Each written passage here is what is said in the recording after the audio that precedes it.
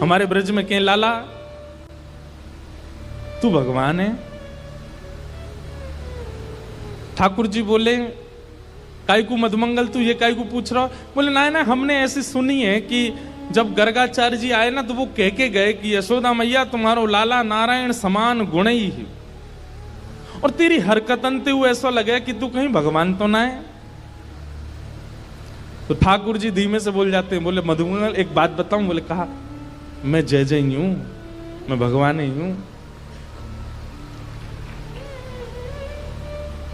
तू सांची भगवान है? बोले हाँ। लाला मैं सबन ने बता दूं कि तू भगवान है? ठाकुर जी बोले हाँ बताया। मधुमंगल गयो, सबरे सखान में हल्ला मचाया। बोले तुम्हें एक बात बताऊं? बोले कहा, हमारो जो लाला है ना, बोले हाँ जो भगवान है। ये बात सुन के आधे तो हंसने लगे और आधे छड़ी लेकर के बोले दिखाइयो ने कहां तेरो भगवान। ठाकुर जी निकल के आए कुंज से, आज बड़ी अदा से निकल के आए। ए मधुमंगल श्रीदाम प्रणाम करो, हम भगवान हैं। नहीं मानते, नहीं स्वीकार करते। एक दिन ऐसी लीला भागवत में आती है कि एक बार जागरण हुआ, ब्रज में जागरण कराया नंद बाबा ने। जागरण का मतलब है पूरी रात जग करके अपने इष्ट का स्मरण करना, वो जागरण है। रात भर जागरण चला।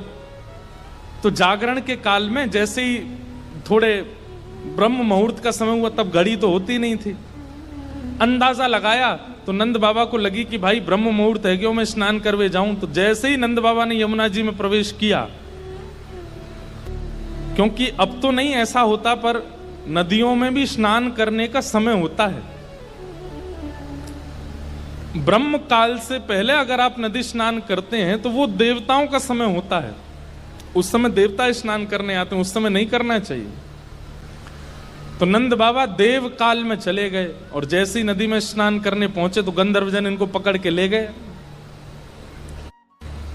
जब नंद बाबा बहुत देर तक नहीं आए तो सबने जाके ठाकुर जी से कही, तो ठाकुर जी गए और ठाकुर जी ने यमुना जी में प्रवेश करके गंधर्व लोक में जाकर के नंद बाबा को वहां से छुड़ाया और वापस लेकर के आए।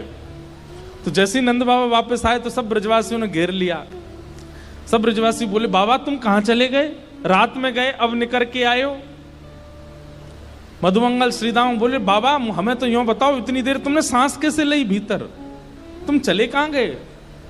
बाबा बोले, भैया दो देवता मुझे पकड़ के ले गए, मैंने देव काल में स्नान कर लियो। बोले फिर?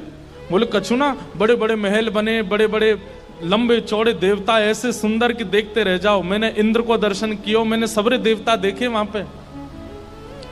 और फिर बाबा फिर का भयो?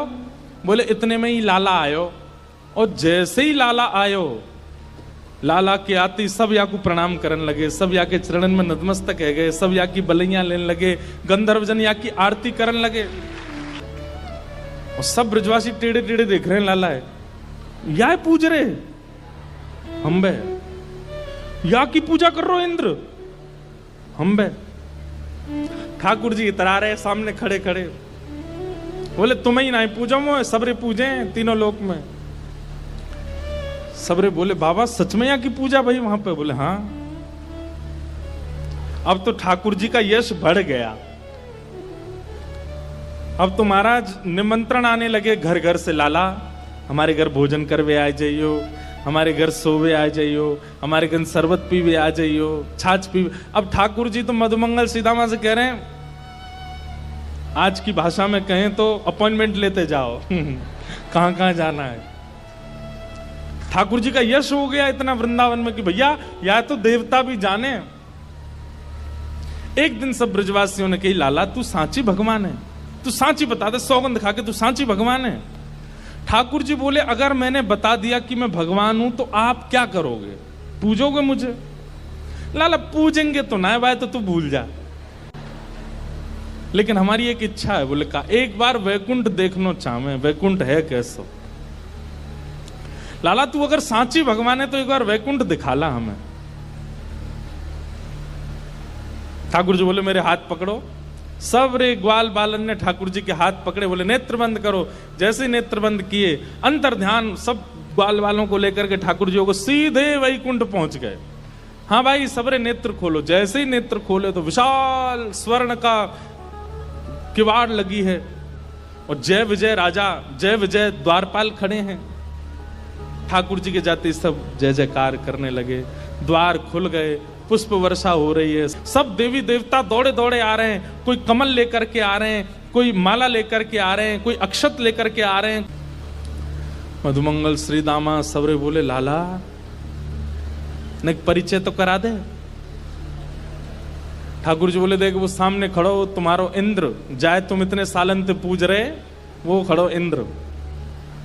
बोले लाला ये इंद्र है? बोले हाँ, या के हाथी पे हमें बैठा दे एक बार। ठाकुर जी बोले इंद्र इधर आओ, अपने हाथी को लेके आओ। हाथी आ गया, ऐरावत हाथी, सब रे ग्वाल बाल चढ़ गए उसके ऊपर। ठाकुर जी लेकर के पूरे वैकुंठ में घुमा लाए, नीचे उतर आए। बोले लाला बहुत जोर को हाथी है, या ले चल वृंदावन, अपने पास ही धरेंगे, वहीं घूमे करेंगे। यहाँ पे ऐरावत हाथी की बहुत सारी सूंड हैं और अद्भुत उसका स्वरूप है, श्वेत रंग का वो है। ब्रजवासी बोले लाला हमने सुनी है ब्रह्मा के 4 मुंह हैं, एक बार दिखा दे। ठाकुर जी ने ब्रह्मा जी को बुलाया, ब्रह्मा जी आ गए। ब्रह्मा जी जैसे ही आए, श्रीदामा जाके स्पर्श करके उनके मुख देख रहे हैं, सच्ची के हैं कि नकली हैं। लाला ये तो सांची है। सब जगह ठाकुर जी ने घुमाया, जिस देवी देवता से मिलना चाहते थे सबको प्रकट कर दिया। सब जगह घूमे ठाकुर जी को लेके, नदियों में, तालाबों में, पशु पक्षी सब देखा। वैकुंठ का एक एक कोना ठाकुर जी के साथ देखा। सब जगह घूम करके ब्रजवासी थक गए। थक करके बोले लाला अब चल वृंदावन चल, अब ले चल हमें। ठाकुर जी बोले भैया सुनो, तुम सबके लिए कक्ष खुलवा दिए हैं और वैकुंठ का नियम है, मैं बताना भूल गया था कि यहां एक बार आने के बाद फिर यहां से जाता नहीं है कोई भी।